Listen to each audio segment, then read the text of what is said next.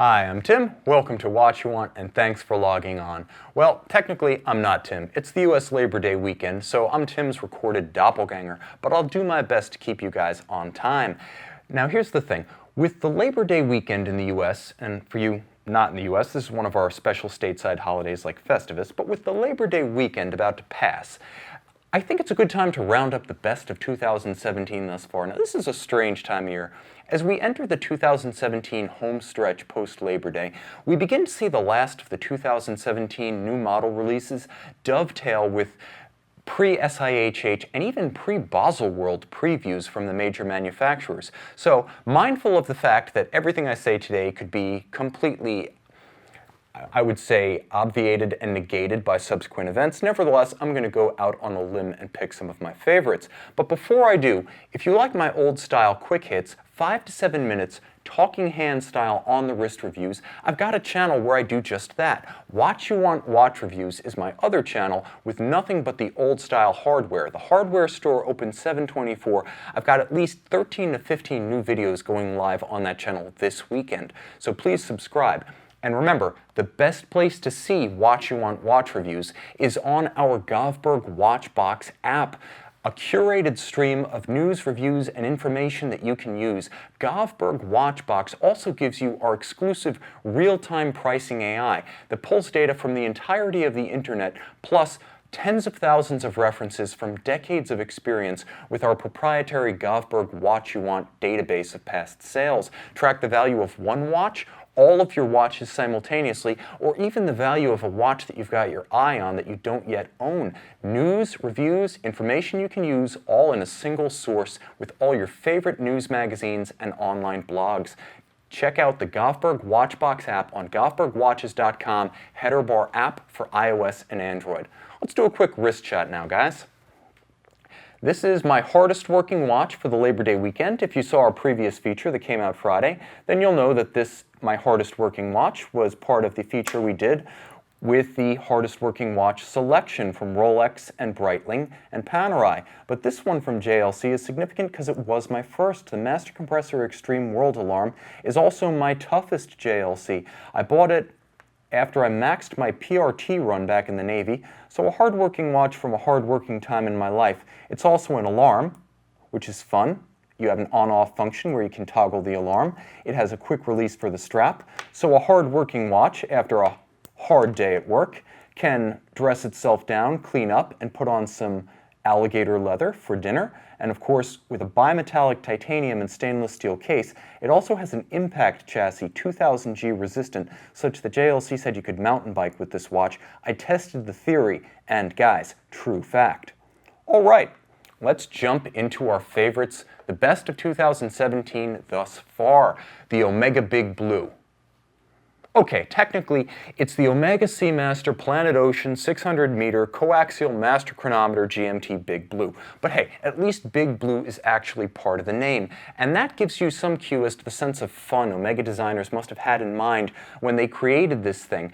It's a fitting way to start this discussion because it won't be available until October 2017. Yeah, bring it back, there it is. But this one innovates in style and image with larger-than-life personality. I chose this watch because it's a remarkably bold offering, destined for niche status and thus limited sales. And that's brave. You expect this kind of thing from MB&F, from Urwerk, from Richard Mille, HYT, and even Hublot, but from a truly mammoth mass-market brand with a board of directors, large absentee institutional shareholders, and a mammoth accounting department, that's bold, and I appreciate it. It also acknowledges its history, including the Omega Seamaster 120 Big Blue chronograph from the 70s. I want to say it's like reference 176004. So a fun name, a gorgeous watch that acknowledges history and is just a riot of orange rubber, blue ceramic, polished facets, and 18-karat white gold indices with gorgeous broad arrow hands. Again, this is a watch that's not going to sell in large numbers, but you know what? It's probably the most fun you can have with a current offering from Omega. And I would even say down the road, maybe 20, 30 years hence, As rare as it's going to be, there may be a collector's argument to be made, but buy it because it's fun and because it's also a great value. 10,400 Swiss francs, or about 11,000 US dollars. Remember, 12,000 buys you the massively mass-produced Omega Gray Side of the Moon, a watch that everyone now has. For less money, you could have a more distinctive watch with a more useful complication. Again, the Omega Big Blue, my favorite for high style 2017. Okay, now for mechanical exception, this is my own little like GPHG Oscars of watchmaking here, and I'm going totally off the reservation, beyond the pale, however you want to put it. The Zenith Defy El Primero 21 was my choice for mechanical exception, partly because it does so at an accessible price point. Now at first glance, things do look kind of bleak. This one looks a bit too Hublot, or maybe too Tag Heuer for comfort, given that the same corporate umbrella and one all-powerful Swiss watch executive, I'm talking about you, JCB, controls all three brands. So again, nothing wrong with those other two brands, but their image is at odds with Zenith's core appeal, which has always been substance, engineering, and movements. Things get better, much better, when you start reading the spec sheet. 44 millimeters, titanium, all of them are 100 meters water resistant, so we are talking a watch you can wear all the time now. But remember, there's nothing wrong with Ferrari style if you've got a Ferrari engine, and this one does. A new Zenith El Primero caliber 9004, 53 joules, automatic winding with Guy Simon Tag Heuer technology built in. Now, Guy Simon is the guy behind the high-frequency escapements, the Monaco V4 belt-driven movements. This is the upper echelon of what Tag offers, but brought down to a price that's distinctly Zenith. You're getting all of this technology from the Tag Heuer Caliber 360 family, and that's just the kind of Tag Heuer family resemblance I can deal with on the Zenith plane. Guys, it's just a module, but what a transformation this makes to the basic El Primero. The dual power reserve movement gives you 1/100th of a second timekeeping with a ballistic foudroyant hand, 360,000 vibrations per hour from the separate escapement and power reserve just for the chronograph. This is an awesome watch, and both escapements, time-telling and chronograph, feature graphene composite hairsprings. Again, this is technology you can use at a price you can afford. 10,600 to 12,600 US. Again, if this said Richard Mille on the dial, we would be talking more like $110,000, if not 100 grand above that. Mechanical exception at an awesome price. This might be the beginning of the Zenith rally we have waited years to see.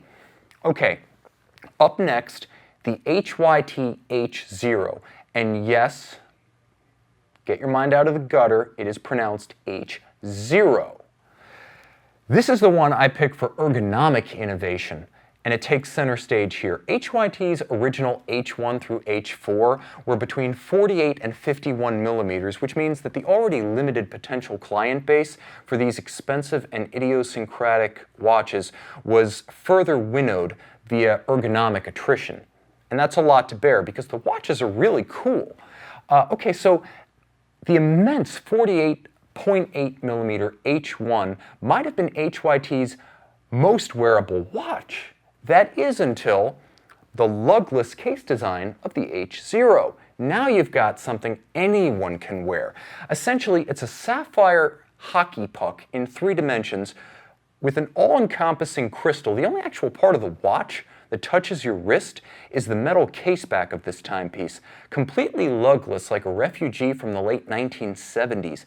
As a result of these changes, the previously unwearable HYT family suddenly has an offering that wears well even on a small wrist.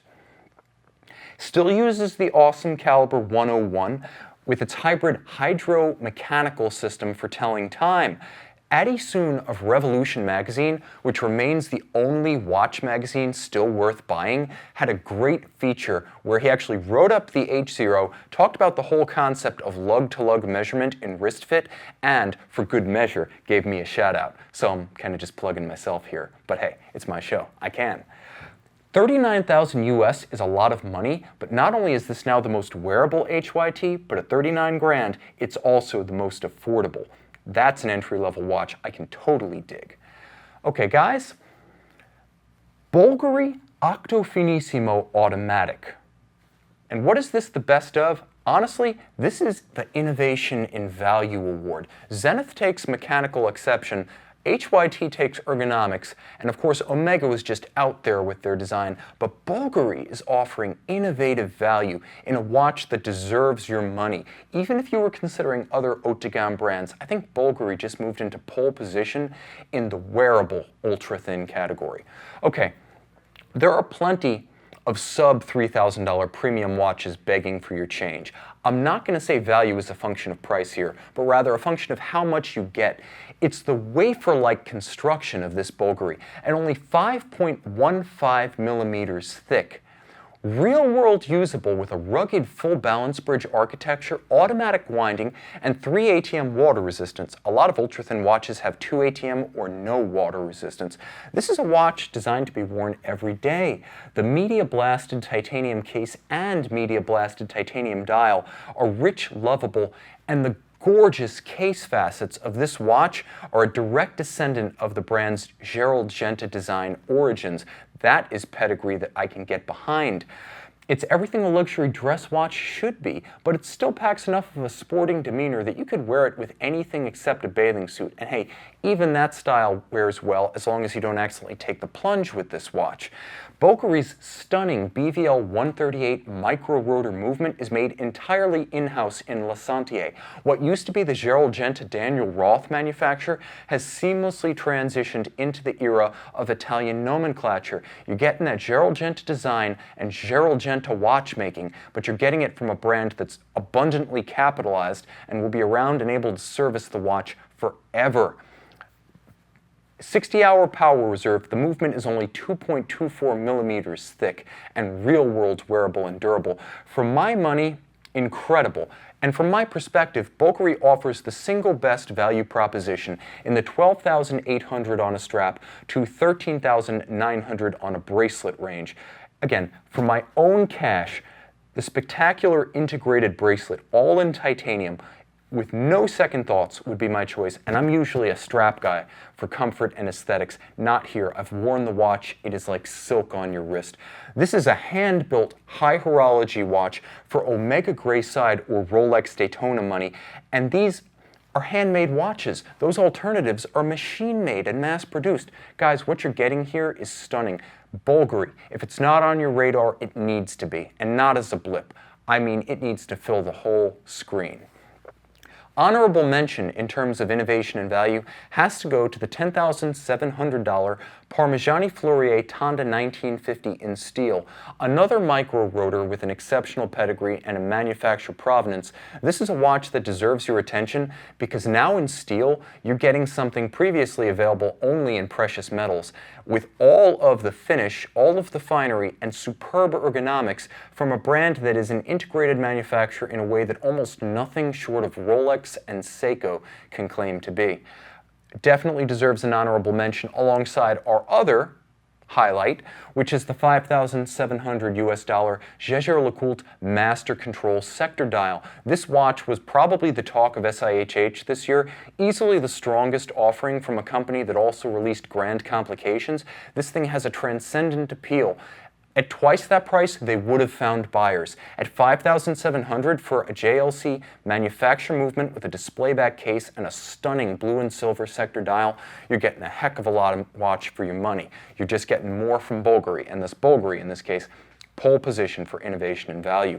Of course, I could be wrong on every count. We've still got a quarter of the year to go. With 4 months still in play, the most innovative watches of 2017 could be the ones yet to come. While I hate to be wrong, I do love a good surprise, and I hope the luxury watch scene raises its game in a big way for the 2017 holiday home stretch. Guys, thank you so much. May you find one under your Christmas tree, menorah, or Festivus pole this holiday season. I'm Tim, this is Watchuwant. Thank you so much, crew, and thanks for logging on.